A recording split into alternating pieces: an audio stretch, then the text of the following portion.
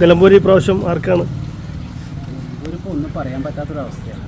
കാരണം രണ്ട് ശക്തരായ രണ്ട് സ്ഥാനാർത്ഥികളാണ്. ഇടതുപക്ഷമാണെങ്കിലും പിന്നെ വലതുപക്ഷമാണെങ്കിലും. അതിൻ്റെ ഇടയിലിപ്പോൾ നമ്മുടെ അൻവറുണ്ട്. അപ്പോൾ അൻവർ എത്രത്തോളം വോട്ട് പിടിക്കും അതിനനുസരിച്ചാവും രണ്ടുപേരുടെയും വിജയപരാജയങ്ങൾ എന്നാണ് ഇപ്പോൾ മനസ്സിലാവുന്നത്. ഇവിടെ ഇപ്പോൾ എന്നെ സംബന്ധിച്ചിടത്തോളം ഞാൻ കൺഫ്യൂഷനിലാണ്. ഈ രണ്ട് സ്ഥാനാർത്ഥികളും പ്രിയപ്പെട്ടതാണ്, ആര്യാട ഷൗക്കത്തും പിന്നെ സ്വരാജും. അപ്പോൾ സമാധാനമുള്ളത് എനിക്ക് ഇവിടെ വോട്ടില്ല. ഞാനിവിടുത്തെ വോട്ടിൽ ഞാൻ ക്രിക്കലോടി ഭാഗമാണ്. അതുകൊണ്ടിപ്പോൾ ആർക്കും നമുക്ക് പറയേണ്ട ആവശ്യമില്ലല്ലോ. ഇപ്പോൾ ഇവിടെ പൊതുവേ പറയുന്നത് സ്വരാജാണ് എന്നാണ് പറയുന്നത്. പക്ഷേ ഷൗക്കത്ത് നല്ല കാൻഡിഡേറ്റാണ്, നമ്മുടെ നാട്ടുകാരനാണ്. ഷൗക്കത്തിന് അറിയുന്നതാണ്. ഒരു മുമ്പ് ചില പരാജയങ്ങൾ വരാൻ കാരണം അതിന് പല സാധ്യതകളും അന്നത്തെ കാലത്ത് ഉണ്ട്. പക്ഷെ ഇപ്പം അങ്ങനെയല്ല, ഇപ്പോൾ കുറേ മാറിയോ.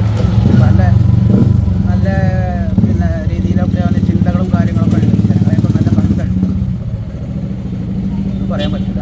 നടുക്കുന്ന ആള് നടുക്കുന്നത് അല്ല ബി ജെ പി ക്രിസ്ത്യൻ കാൻഡിഡേറ്റാണ്.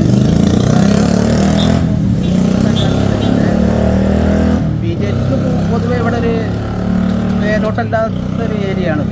നിലമ്പൂരെ സംബന്ധിച്ചിടത്തോളം ബി ജെ പി വല്ലാതെ ഇല്ല. സുരേഷ് ഗോപി വന്നിട്ടുണ്ടായിരുന്നു. അന്ന് കുറച്ച് ആളുകളുണ്ട്, പക്ഷെ അത് നിലമ്പൂർക്കാരല്ല, പുറത്തുനിന്ന് വന്ന ആൾക്കാരാണ് പറഞ്ഞത്.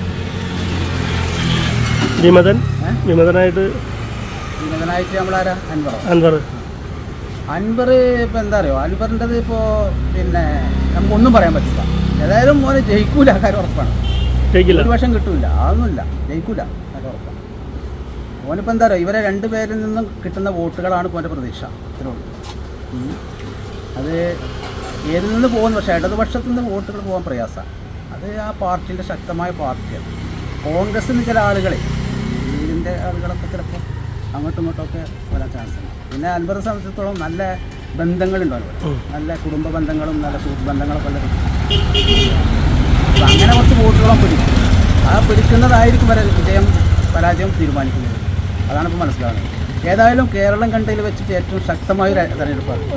അത് ബൈ ഇലക്ഷൻ ആണെങ്കിൽ കൂടി ഇത് ഭയങ്കര ശക്തമായൊരു ഇലക്ഷനാണ്. എല്ലാവരും ശ്രദ്ധിക്കുന്നൊരു ഇലക്ഷനാണ്. അതെനിക്ക് പറയാനുള്ളൂ. ശരി.